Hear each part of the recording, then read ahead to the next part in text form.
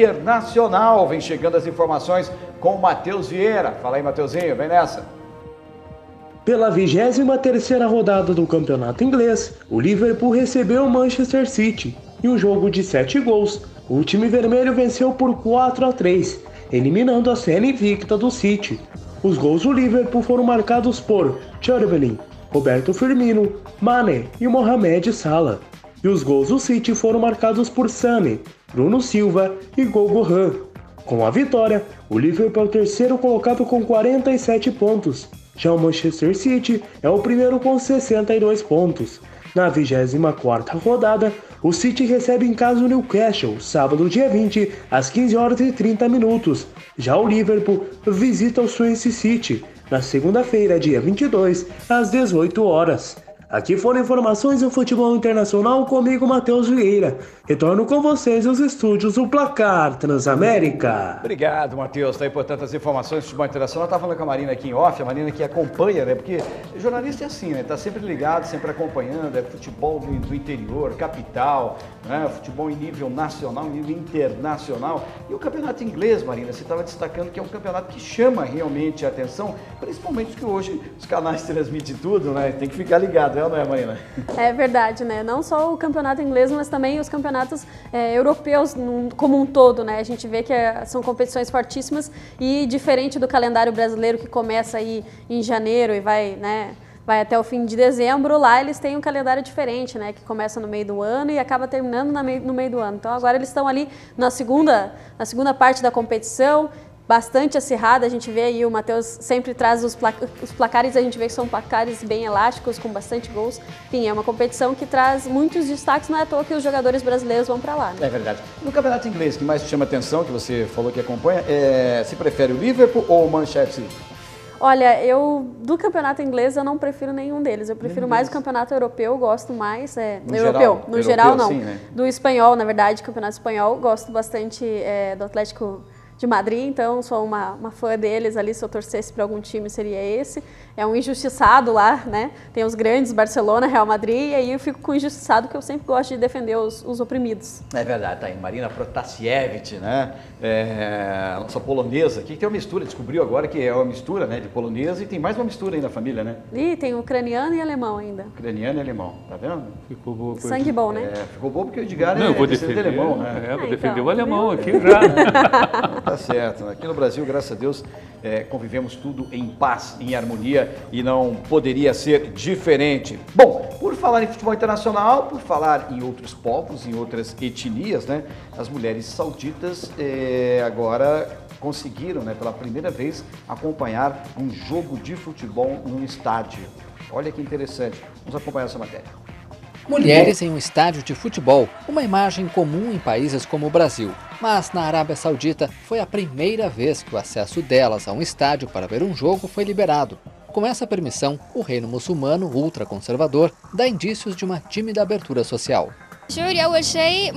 Em primeiro lugar, me sinto feliz por esta ótima ocasião e felicito as mulheres, as meninas e as famílias que entraram no estádio.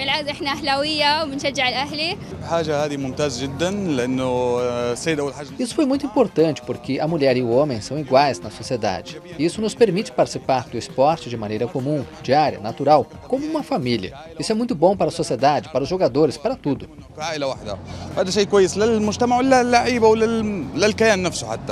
Entre as reformas empreendidas pelo jovem príncipe herdeiro Mohammed bin Salman, destacam-se a autorização de dirigir para as mulheres a partir de junho e a reabertura dos cinemas do país em março. Mas neste país regido estritamente pelos preceitos do Islã, as mulheres seguem sendo obrigadas a usar a burca em público e a ter um tutor legal masculino para poder viajar ou estudar.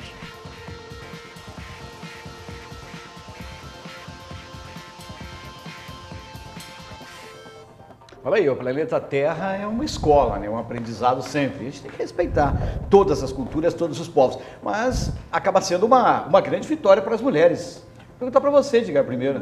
Eu acho que tem, né, se destacado aí os direitos das mulheres aí cada vez mais conquistados, cada vez mais amplos. E eu acho que isso é uma mudança bastante interessante, principalmente numa cultura tão fechada, né, quanto ao Islã, que é uma cultura mais mais fechada, mais acirrada, não deixa esse acesso tão grande às mulheres. Eu acho que é uma abertura bastante interessante. Eu acho que é uma conquista aí de um momento muito diferenciado. Tá vendo, Marina? Você fica reclamando aqui do Brasil. Olha a abertura que nós temos aqui no Brasil. Pois a liberdade que a mulher tem. Eu não fico reclamando do Brasil.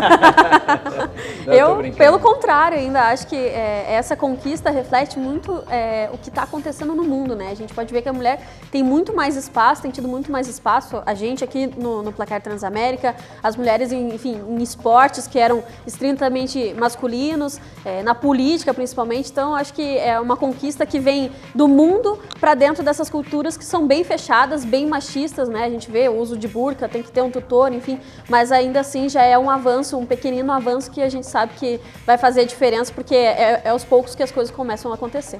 Mas lá acaba sendo normal, né? Uma coisa que vem de milênios, né? Então é difícil você mudar, né? O mundo, principalmente através do progresso, vejo muito a questão de você poder divulgar. Então hoje é muito instantâneo, né? A divulgação ajuda muito a abrir as mentes. E alguns povos começam a trabalhar tais ideias. E é legal que o esporte também colabora, né? A única coisa que a gente ainda sente muito assim, por exemplo, que nem lá essa cultura que vem mudando, que era uma cultura bastante fechada, bastante machista, a gente tem ainda aqui no Brasil, por exemplo, que eu acho que é uma coisa que a gente tem que sempre que possível alertar e falar, é sobre a violência à mulher aqui no nosso país. É uma coisa que cada vez é mais triste em ver as situações, as mulheres cada vez mais tendo que correr atrás de uma proteção, uma medida protetiva. Eu acho que isso ainda é uma pena. Isso eu espero que ainda um dia mude bastante e que o respeito merecido por elas seja feito como se deve fazer, né? É verdade, e isso entra também a questão de todos os canais, de todos os segmentos, até de colaborarem para a divulgação. Eu tenho como a índole do ser humano leva a isso, a índole de um homem, né, que tem a coragem, e eu vejo como não coragem de atacar uma mulher, mas sim justamente a covardia de atacar uma mulher, né? Então o homem não é valente, ele é covarde quem faz isso, e tem que pagar realmente por isso, né? Porque a mulher tem competência, independente de ser aquela questão, sexo frágil, ela pode não conseguir levantar um peso que um homem levanta, mas não é só disso que vive a humanidade, né? E não é isso que mostra a masculinidade de um ser humano. Então tem que pagar realmente, bem lembrado, nós também fazemos parte dessa campanha de respeito, acima de tudo, às mulheres. Só não é que aqui no programa nós temos 3, 4, 5 mulheres, né, que participam do programa, é muito legal, são bem-vindas, são respeitadas, têm as suas opiniões, colocam as suas opiniões, pode ser contestadas às vezes, mas elas gostam disso, que daí entra o diálogo, entra a boa discussão, e isso é legal, é interessante. Além de trazer toda a simpatia e toda a beleza, não é isso, Marina? É verdade. Não dá para aguentar 2 Edgar aqui, né? Tem que ter 2 Sidney, 2 Lucas, enfim, não tem como. Bom, dando sequência, a Coreia do Sul se prepara para receber os Jogos Olímpicos, e a chama chegou a Seul aí no último final de semana. Curta.